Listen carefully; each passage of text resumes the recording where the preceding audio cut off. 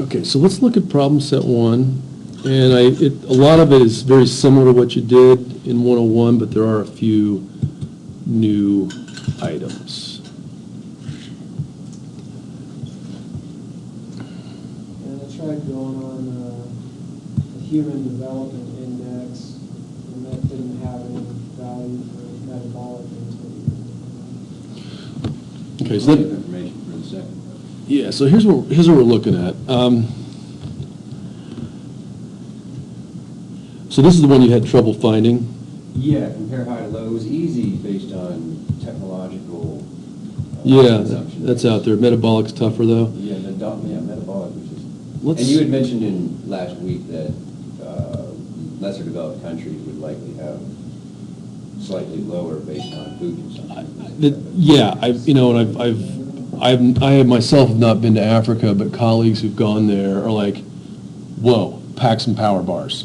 You're not going to be eating the way you think, that you're not going to be sitting down at Thanksgiving dinner every day. Yeah, they got kids running around that look like pygmies in there. Yeah, I'd say that all humans probably require the same amount, but it's what they're consuming, I guess, that would make the difference. Like, honestly, some more developed countries eat more than they need, and less developed countries don't get enough, so. Yeah, Is that kind of your question? it is. Yeah, it's a little ironic. I mean, people actually spend money to lose weight in the United States of America. I mean, it's just like, A quote the other day, it said half the world is obese and half the world is starving. yeah. What freaks me out, someone said that 40% of the landfill is food. Yeah, Yeah. yeah. Whoa! Yeah, it could be getting composted too. The pulper got fixed. Okay, so I like to use, Finally, after a whole month. I like to use Web of Science. The other thing too, I learned not too long ago, a couple weeks ago, is the difference between food waste and wasted food. So food waste is like the nub of the celery you didn't eat or the bone of the chicken you didn't chew. Food waste is the loaf of bread you let go bad in your cupboard and you had to throw away. Oh, you mean wasted food? Wasted food versus food waste, yeah. Yeah. Wasted food is the cheeseburger that sat out too long and got chucked, so. And grocery stores attribute to that number on a grander scale. Legal, Branson. Yeah. I worked for the Fresh Market on Broadway, and they threw away all the produce, like every bit of food that they could, and the reasoning behind not donating it to, They need to chalk it up to loss. They just were worried about a lawsuit. Well, there's that too, but, But there's the Good Samaritan Food Donation Act. And so if you donate food to any type of, public service place, like a food bank or a shelter or something, there's a law that protects you from getting a lawsuit. Yeah, the liability's gone as soon as you hand it over, so. I think That's something that I had to tell a lot of folks. I convinced some people back when we started to start donating food. with that. I was pretty devoted to that place, but I got shot down so many times. Even the manager over there put all the brand new strawberries on the old rotten ones. And she gave me an attitude like she was from high school. Maybe caloric She's consumption been there for per 10 country. years. Sickening. yeah. Unhealthy behaviors international, one of these is gonna have to hit. I found 40 is just about right. This guy seemed to work pretty well. So 40 results, that's enough you can look through in 5 minutes. Again, use Web of Science. I'm using human caloric consumption and country and global. Oh, I got 40 hits. I just found a really neat website. And if you find something, Yeah, share I it did. with your, Did a search for Yeah. caloric consumption per capita. Yeah, okay. And the very first website that comes up is Chartspin, daily caloric intake per capita. oh, nice, okay. Well, that's Okay, good. That's no, cool. that, Yeah, yeah, I okay. just how to search for Yeah. that. The caloric was very Is helpful. it, what's the URL, Tyler? Chartspin.com/view. Oh, there we go. Health. Food and agriculture. I gotta search up. But yeah, the middle, like Central Africa, Sub-Saharan Africa is less than 1890, and you look at North America, and everyone's between 30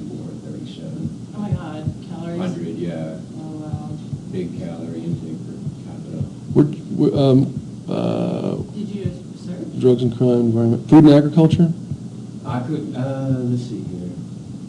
soybeans, grapes, sugar beet. Did you say caloric consumption per capita? Yeah, That's how you caloric said research? consumption per capita is the very first thing. Oh. What's the last, after the slash? Oh, sorry.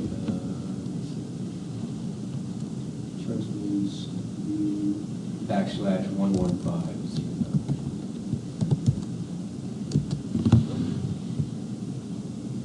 There it is. Chartspin.com, view 1150, I think. Wake up. Okay, well, yeah, that's.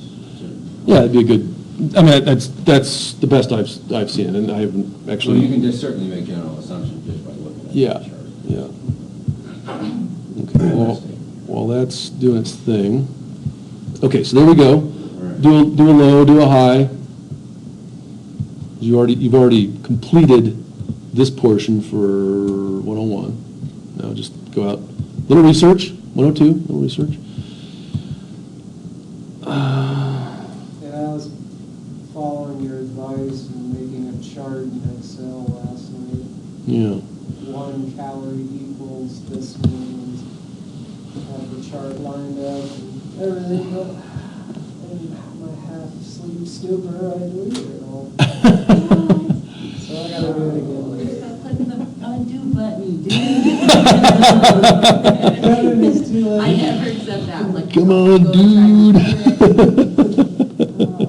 I actually had a library computer crash on me last week. I was in the middle of an assignment. Yeah, I lost everything. Do you have a flash drive? Well, I didn't have it plugged in at the time. I just didn't think about it. I habitually email it to myself, Right. like at the end of every page almost. Yeah, I've that's what I lost should so have much been work doing. that I should have way. been saving it to my junk. Yeah, email it to I yourself, also so bought give it to you. $150 at Drive that you can hit with a hammer, and it's fine. Yeah, I really like it. It was expensive, but I'll have it for the damn guy, until that technology is obsolete. Yeah. Okay, so so let's just look at the math for the last bit. So we have to remember that entropy is heat transfer per temperature. And so S equals Q over T. And we typically do this as a change of heat. So you typically write it like this: ds equals dq over t.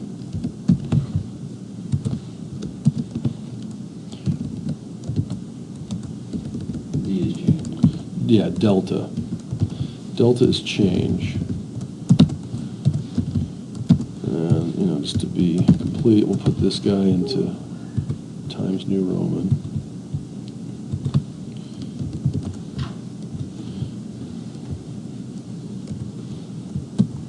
Okay, now, another way to write this,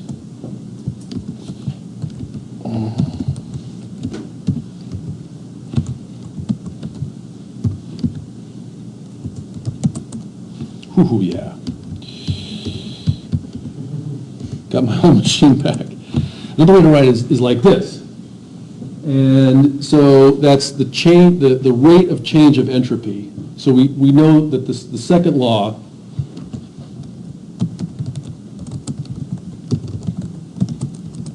says this.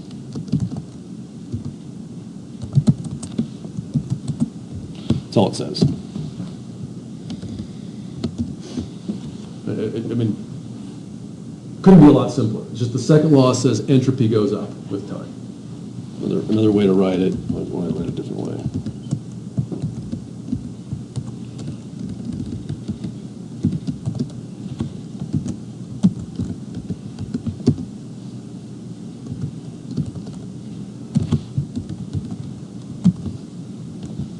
That's another way to write it. It's just. I mean, these two things are the exact same equation. This is just a simpler way to save yourself some carpal tunnel. It just says that as we move through time, the amount of entropy in the universe goes up. Can you violate the second law locally? Yes, you do it every time. Every time you have lunch, you are violating the second law. You are putting energy into your body to de-entropicize yourself, to provide energy so you can move through the, and you might also, well, let's just leave it at that for now. So that's the equation, and all you need to know to solve the equation is, well, it's one equation, and so to solve it, you need to know two of the three things.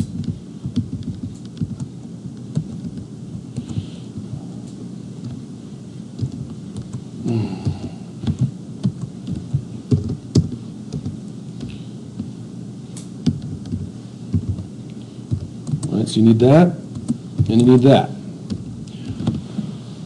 So you're gonna write what the temperature is in Kelvin, and you're gonna just make an assumption. Say I'm living indoors and it's 72 degrees Fahrenheit, or I'm eating my lunch outdoors, or wherever. You have to decide where this act of power, this act of energy is happening. You could do it for a dog running in the Iditarod up in Alaska. It's going to be some temperature there, and the dog is converting chemical energy in its body into thermal and mechanical energy. So at whatever rate you or the organism you're studying is consuming energy, that's Q dot. And it's going to be something on the order of 100 watts. So basically, the colder it is, the dog will be losing more energy based upon. Maybe, maybe not. There's a million factors here. What's the humidity? Is he running uphill, downhill? Does he have a hurt leg? Is he got a woolly, thick coat on? There's a lot of things going on. But we're just gonna. It's the same thing. Like, gosh, well, what does that person weigh? 250 pounds. Ooh, must be pretty fat. No, sorry, Olympic bodybuilder. So you don't know. It's just a mass. So. It's just a snapshot. It doesn't tell you really the content. I mean, you could dive down the rabbit hole if you want, but you don't need to. Yeah. Right. Okay. So do the same thing. What's Q dot for humanity? Last we looked somewhere around 16 terawatts. 16 terawatts. And we're also working under the assumption that all of those 16 terawatts ultimately just become thermal. That's the justification for using Q dot, which is the rate of heat transfer. Notice that we're not tallying. I mean, we are, but we're not like, how fast is the turbine spinning at Colstrip? Oh, how quickly is water flowing over the dam? The Kerr Dam up on the Salish and Kootenai Reservation. We're just adding them all together. So that's that guy. Okay, what is the rate of bits per joule per Kelvin for the average human? Explain. Now, this one, there's no answer. I don't know the answer, but I'm going to ask you to just take a crack at it. So, for example, you might say, you might just go and look at your hard drive, and you might say, oh gosh, last week I had 2.2 gig on there.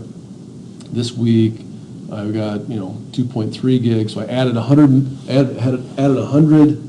megabytes or 800 megabits to my laptop. And it took me a week to do it, and it took me this much energy, so let's write that down. So we're looking at bits per joule per Kelvin.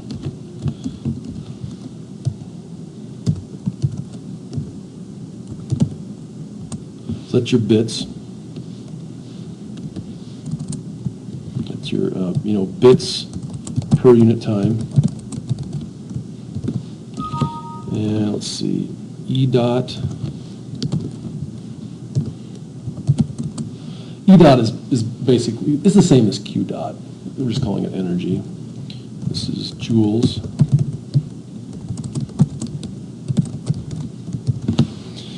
And so what I'm asking you to do here is, now, I just said, I really boiled it down and said, you are your computer. Obviously, that's not true. Because you're going to go out and you're going to have a conversation with someone.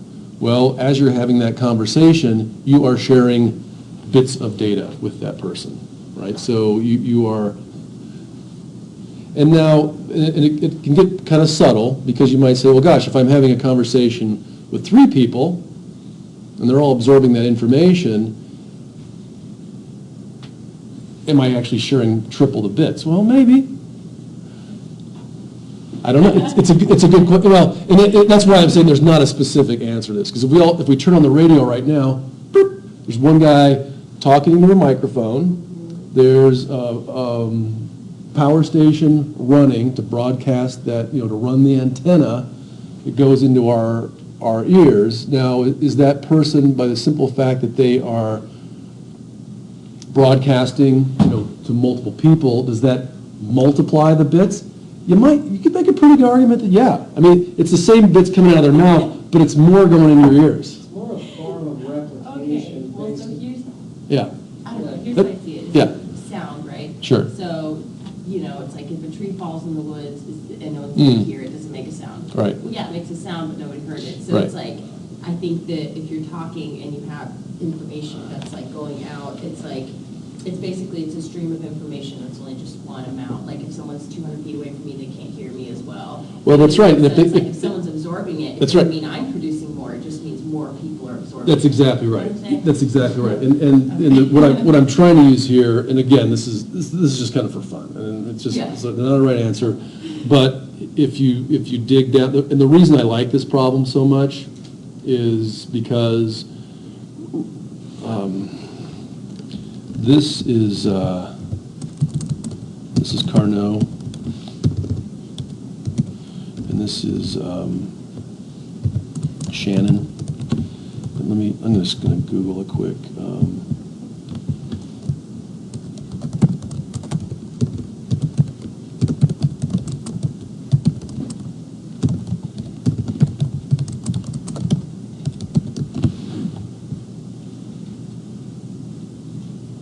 Yeah.